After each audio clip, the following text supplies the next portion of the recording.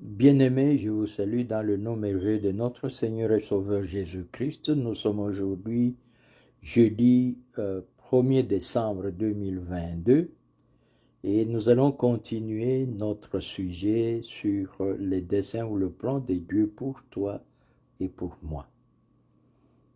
Nous sommes en train de voir le sous-thème, l'amour. Nous sommes à la 5e partie. Et nous allons continuer aujourd'hui avec ces sous-thèmes. Avant toute chose, nous allons prier.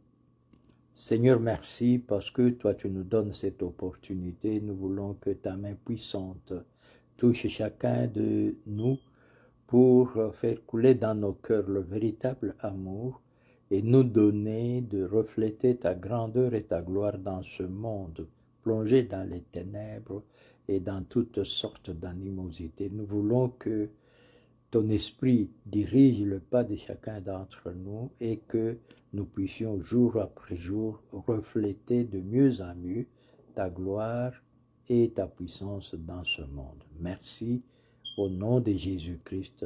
Amen. Nous nous rappelons les Écritures ou les sujets de base qui sont dans Romains chapitre 8, verset 28. Nous savons du reste que toute chose concourt au bien de ceux qui aiment Dieu, de ceux qui sont appelés selon son dessein. Et nous complétons cela avec la lecture de 1 Pierre, chapitre 2. Nous lisons le verset 9. Vous, au contraire, vous êtes une race élue, un sacerdoce royal, une nation sainte, un peuple acquis, afin que vous annonciez les vertus de celui qui vous a appelé des ténèbres à son admirable lumière. Dieu nous a appelés des ténèbres à son admirable lumière pour que nous puissions annoncer ses vertus et que nous puissions provoquer la louange de son saint nom. Et comme nous l'avons dit, Dieu est amour et la manière de le représenter le mieux et de le manifester dans ce monde, c'est de manifester un amour véritable autour de nous. Et cet amour ne peut venir que de lui parce que là où il n'y a pas Dieu, il n'y a pas d'amour véritable. Et l'apôtre Paul dans 1 Corinthiens chapitre 13 nous parle de l'amour. Après avoir dans le chapitre 12 parlé des dons qui étaient considérés par les Corinthiens comme la manifestation de la puissance de Dieu à son plus haut point, Paul leur parle, explique les dons spirituels, mais conclut en disant que la meilleure façon, la plus merveilleuse façon de présenter Dieu dans ce monde, ou sa puissance, c'est par l'amour. Et le chapitre 13 de 1 Corinthiens nous parle de l'amour. Et nous trouvons là les caractéristiques du véritable amour, à l'opposé des contrefaçons de l'amour dans ce monde et de tout ce qui est appelé amour, qui n'est qu'une forme déguisée de passion et de pensée qui n'ont rien d'honorable, qui sont plutôt égoïstes et qui ne conduisent pas à l'épanouissement ni à ce que Dieu veut voir dans ce monde parmi les hommes. Nous avons commencé, nous continuons aujourd'hui avec le verset 4. La charité est patiente, elle est pleine de bonté. La charité n'est point envieuse. La charité ne se vante point, elle ne s'enfle point d'orgueil. Elle ne fait rien de malhonnête et elle ne cherche point son intérêt. Ces choses que nous venons d'énumérer, nous allons y regarder en une fois parce que toutes sont le résultat d'un don merveilleux que Dieu nous a fait. Quand nous regardons, Dieu se présente à nous comme trois personnes, mais un Dieu. Il y a le Père, le Fils et le Saint-Esprit. Chacune de ces personnes a sa spécificité. Si le Père est amour, le Fils est vérité et le Saint-Esprit puissance. Les trois personnes agissent en commun et le lien qui les maintient, c'est un amour profond, sans limite, qui est manifesté dans la façon de se soumettre l'un à l'autre, se soutenir l'un l'autre, s'appuyer l'un sur l'autre. Comme nous l'avons dit, l'amour consiste à protéger, pourvoir et promouvoir. Et ces choses-là, nous les trouvons. Quand le Seigneur était sur la terre, le Saint-Esprit était avec lui pour le garder, le guider, le soutenir, le protéger. Pourvoir. Nous avons vu comment Dieu, par le Saint-Esprit, a pourvu à tous ses besoins. Et quand il a accompli la mission, Jean chapitre 17, il dit « Glorifie-moi de la gloire que j'avais avant que le monde ne fût. » Et nous sommes créés à l'image de Dieu, dit-on. Cela fait que Dieu nous a créés tous différents les uns des autres. Il n'y a pas deux êtres humains identiques. Nous sommes tous égaux en dignité, égaux en droit, égaux en tout ce qu'on peut ajouter, mais nous ne sommes pas identiques. Il n'y a pas deux personnes identiques sur la terre. Cela est merveilleux. Pourquoi Dieu a fait cela? C'est parce qu'il a voulu que chacun de nous ait quelque chose qu'il est le seul à avoir, qui le différencie par rapport aux autres et qui fait que il est le seul à pouvoir l'apporter aux autres. En d'autres termes, les autres auront besoin de lui pour ce don spécifique qu'il est le seul à avoir. Et cela, Dieu l'a fait pour que nous puissions fonctionner comme un corps, comme l'apôtre Paul a dit au chapitre 12 de 1 Corinthiens, afin que nous puissions avoir les uns besoin des autres, que nous puissions nous compléter les uns les autres, et que chacun de nous soit pas complet par lui-même, mais tous ensemble que nous puissions devenir complets et refléter la gloire de Dieu. Ce don merveilleux et cette caractéristique extraordinaire, comme tout le reste des choses merveilleuses que Dieu a faites, l'ennemi l'a corrompu.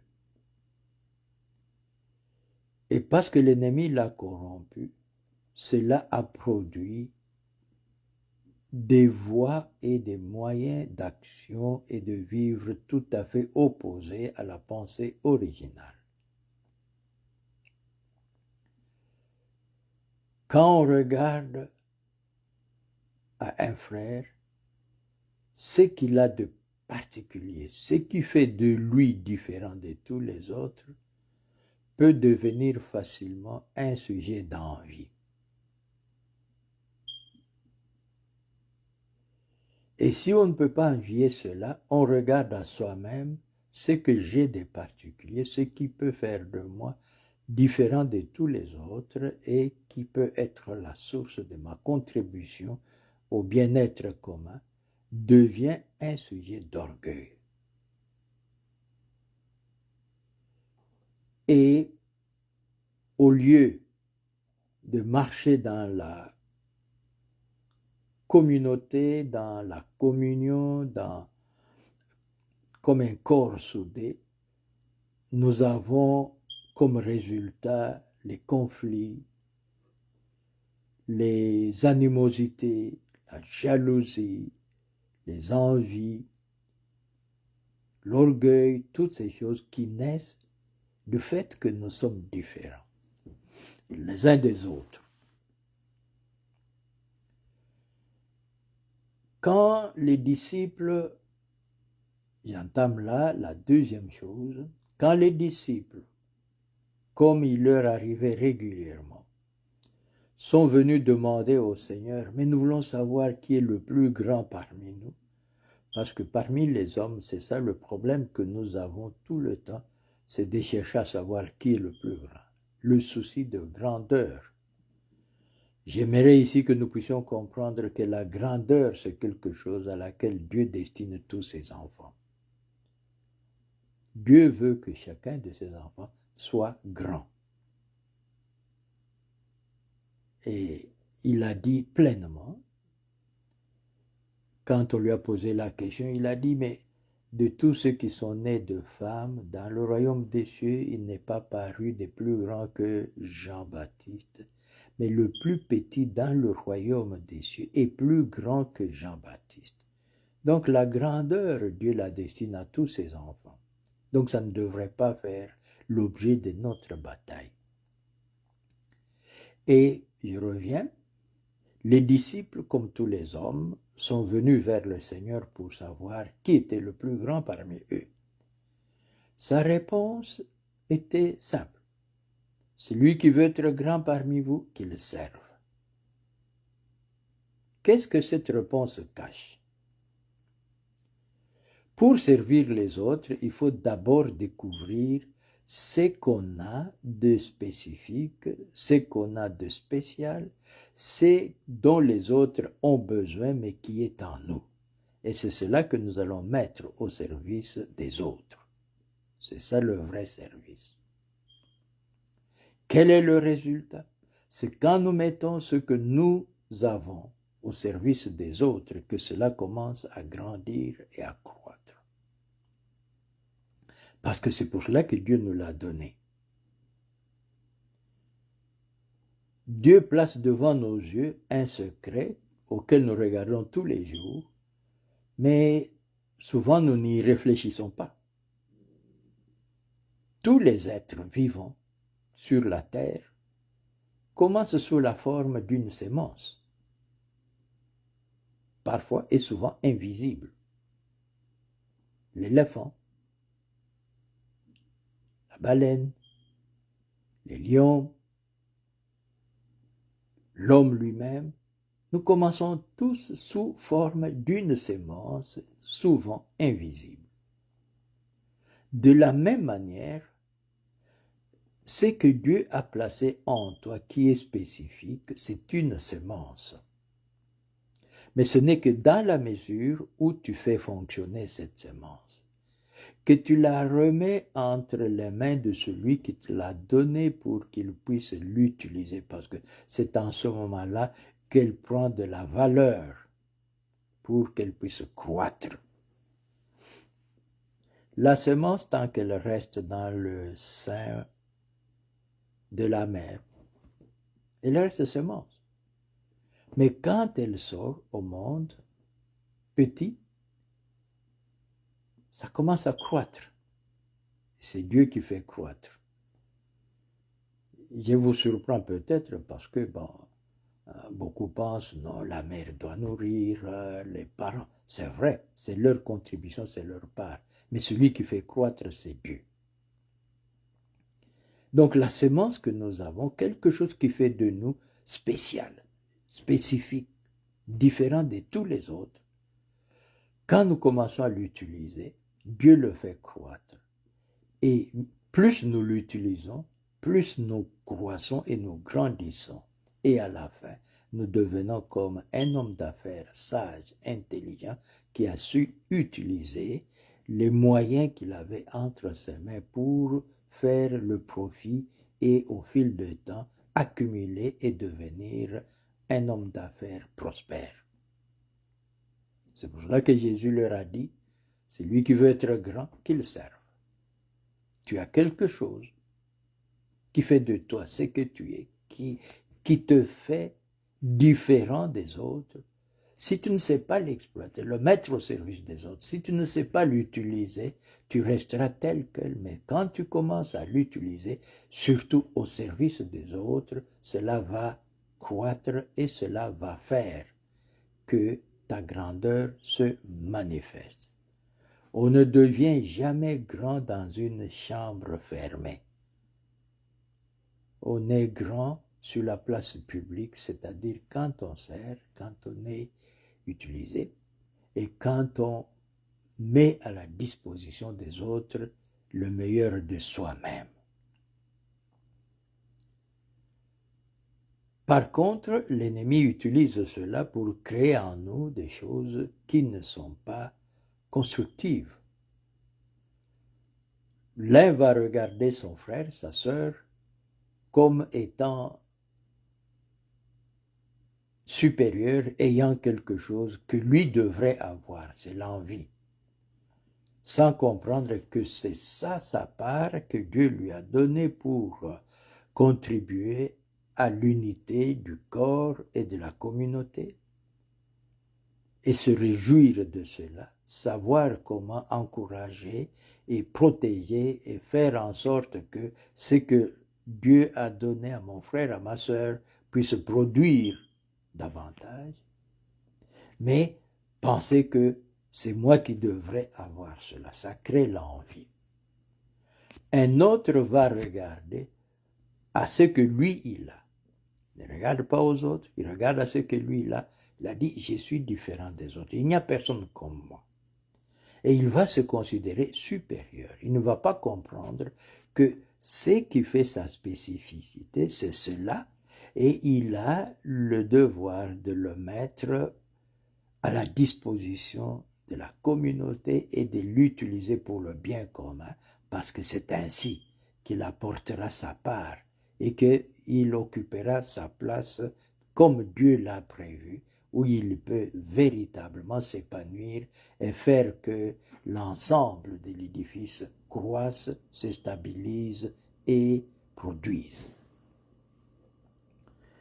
Donc, il va tourner vers l'orgueil, il va tourner vers le mépris des autres et il va tourner vers la recherche de son propre intérêt, sans savoir que votre intérêt personnel ne peut véritablement être viable que dans la mesure où l'ensemble de la communauté se tient bien. Vous n'allez pas, au milieu des taudis, construire un château. Vous allez créer des problèmes. Parce que tous les habitants des taudis auront leurs yeux focalisés sur vous. À la fin, ils vont venir à votre assaut. C'est-à-dire que vous serez là et vous-même, vous serez subjugué par la peur. Vous ne saurez pas sortir parce que vous vous direz, les autres n'ont pas ce que j'ai et si je sors, ils vont me faire du mal. On ne construit pas un château au milieu des taudis. Donc, si Dieu vous a donné quelque chose, c'est pour que cela soit mis au service de la communauté. C'est ça votre part, c'est ça votre contribution, c'est ce qui fait de vous, vous. Et quand vous le mettez au service des autres, alors en ce moment-là, ça commence à grandir, croître parce que ça devient effectif et ça permet à la communauté de se maintenir, de se tenir, de croître et de produire. Beaucoup de nos communautés sont détruites parce que soit c'est l'envie, chacun veut posséder ce que les autres ont, sans regarder à ce que lui a et que les autres n'ont pas et qu'il devrait mettre au service des autres. D'autres considèrent que eux, ils sont mieux que tous les autres et ils doivent se placer au-dessus des autres sans comprendre que sans les autres, ils ne valent rien parce que ce qu'ils ont, c'est pour que la communauté puisse en jouir. Et si la communauté n'en jouit pas, ce qu'ils pensent avoir ne fera d'eux rien du tout. Parce que la grandeur ne vient que quand on est au milieu des autres et on fait quelque chose. Avant de terminer, je vais dire une chose ici qui est très importante et que souvent nous ne regardons pas. Regardez à toute l'histoire du monde. Vous allez vous rendre compte que l'histoire des hommes nous apprend que la grandeur des hommes n'est pas basée sur leur possession, mais sur leur réalisation. Et parmi ceux qui sont appelés grands dans le monde, beaucoup ne possédaient presque rien. Mais ils ont mis le peu qu'ils avaient au service de la communauté et ils sont ainsi devenus grands. Par contre, ceux qui se sont battus, acharnés à amasser, à se considérer supérieurs aux autres, à se regarder à eux et non pas aux autres, ils ont peut-être amassé beaucoup, mais jusqu'aujourd'hui ils sont dans l'oubliette parce que ce qu'ils ont amassé disparaît immédiatement après et ne laisse aucune trace. On se souvient des hommes non pas en fonction de leurs possessions, mais plutôt en fonction de leurs œuvres. Que le Seigneur nous bénisse. Nous nous retrouvons la semaine prochaine, jeudi, et nous allons prier pour que Dieu nous aide, afin que chacun de nous découvre sa spécificité et qu'il puisse se mettre dans sa position pour que la communauté, pour que l'ensemble des enfants de Dieu puissent jouir de sa participation autant que lui aussi va jouir de la participation des autres. Il n'y a aucun homme, aucune femme qui est sans valeur parmi nous et il n'y a aucun qui nous est inférieur ni supérieur. Nous sommes tous égaux en valeur, bien que nous ne sommes pas identiques. Que le Seigneur vous bénisse. Nous allons prier. Nous bénissons ton nom, Seigneur, pour ce jour, que ta main puissante soit sur chacun de tes enfants pour nous faire du bien, nous donner la sagesse et nous faire croître, parce que tu as déposé en chacun de nous une sémence et nous voulons découvrir cette sémence, l'utiliser pour le bien commun et faire en sorte que le plan que toi tu as et pour nous et pour tout le peuple puisse être accompli. Nous te remercions au nom de Jésus-Christ. Bénis tes enfants partout où ils se trouvent, guéris les malades, soutiens ceux qui sont fatigués, renouvelle leurs forces et leurs énergies, conduis ceux qui sont perdus et accorde à tous la protection dont nous avons grandement besoin dans ce monde. Que ton nom soit béni, au nom de Jésus-Christ. Amen. Le message sera sur YouTube plus tard. Le compte, c'est Daniel Kazadi, Vie chrétienne. Vous êtes invités à le partager, à commenter et à aimer, parce que c'est très important pour nous de savoir que ce que nous faisons apporte une bénédiction quelque part. Que Dieu vous bénisse. À la semaine prochaine.